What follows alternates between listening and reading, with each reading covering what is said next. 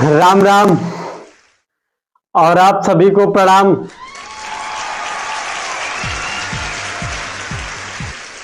मैं आपको बता रहा हूं, मैं इतना ज्यादा परेशान आदमी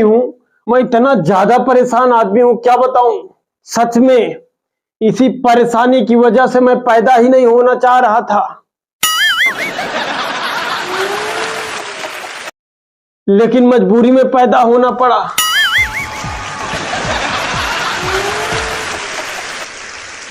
क्योंकि हमारे माँ बाप माने ही नहीं जब तक हम पैदा नहीं हो गए। और भारत की सबसे बड़ी समस्या यह है कि चाहे लड़कियों की एक ही घर में क्रिकेट की टीम क्यों न तैयार हो जाए, लेकिन जब तक एक लड़का पैदा नहीं हो जाता ये लोग मानते नहीं हैं।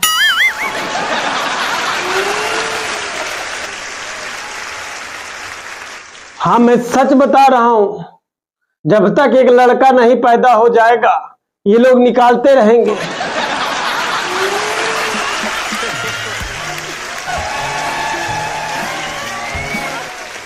निकालना बंद नहीं करेंगे जब तक एक लड़का नहीं निकल जाएगा।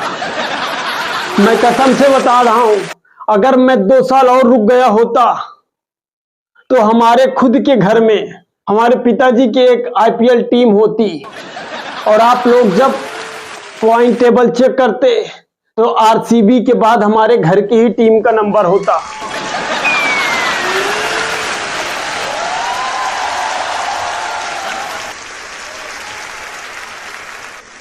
अच्छा, मैं 2 साल तक और इसलिए नहीं रुका क्योंकि मुझे पता हो गया था कि अब मुझे निकलना तो पड़ेगा, क्योंकि निकालने वाले तन मन से लगे हैं, बिल्कुल अड़ गए हैं जिद पे कि निकाल के ही मानेंगे।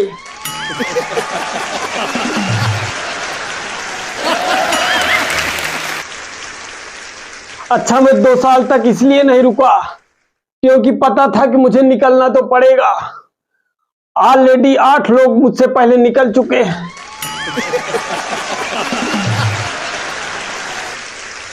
और अगर मैं ना निकला तो मेरे चक्कर में और जनसंख्या बढ़ेगी, अंत में मुझे निकलना ही पड़ेगा।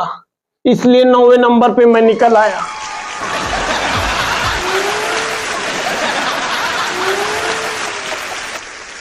अच्छा, मुझे मेरे पिताजी बिना निकाले मुझे मानते ही ना, रुकते ही ना कभी, क्योंकि उनको खुद उनके पिताजी ने 13वें नंबर पे निकाला था।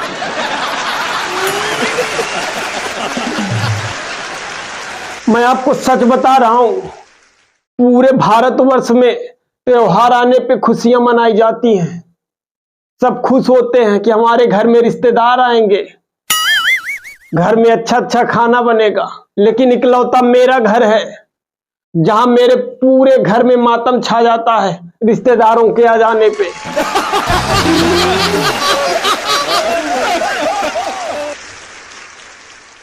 क्योंकि कोई भी त्योहार आए तो मेरे घर में सबसे पहले मेरी 8 बहनें आएंगी, और उनके साथ साथ उनके सबके पति भी आएंगे।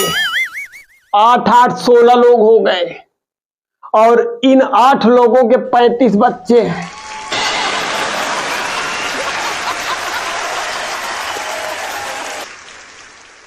इतना ही नहीं, उसके बाद हमारी 12 बुआ भी आती है, और 12 बुआ के साथ साथ 12 फूफा जी भी आते हैं।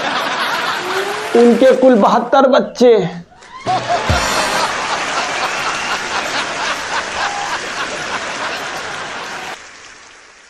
हम लोग 100 का आंकड़ा रिश्तेदारों से ही पार कर लेते हैं।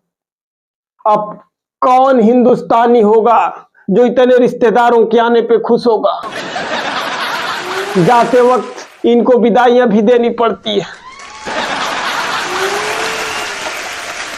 मैं किसी तरह इन भैंसों से अपना जीवन यापन कर रहा हूं, और इतनी फूटी किस्मत, मैंने भैंस खरीदा था, सोचा था कि ये पानी बच्चा करेगी तो मेरी भैंस बढ़ जाएगी और थोड़ा मेरा व्यापार बढ़ेगा।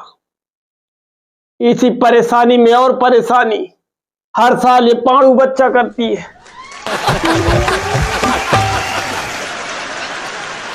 एक बार भी पानी बच्चा नहीं की है।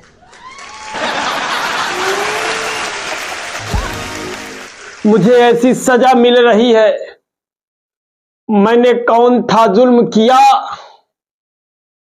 अपने पापा जी का वंश चलाने के लिए मेरे पापा जी ने मुझे फंसा दिया। एक बार मैं अपने परेशानियों से इतना तंग आ गया, मैं सोचा कि हमारे यहाँ जब इतने रिश्तेदार आते हैं, रहते हैं, रुकते हैं, खाने के लिए थालियां कम पड़ जाती है तो केले के हरे हरे पत्ते काट के उसमें खाना खाना पड़ता है। तो क्यों ना हम भी कुछ दिन के लिए अपने ससुराल चले जाएं। और मैं उस परेशानी में और उस चिंता में पड़कर बिल्कुल काला हो गया।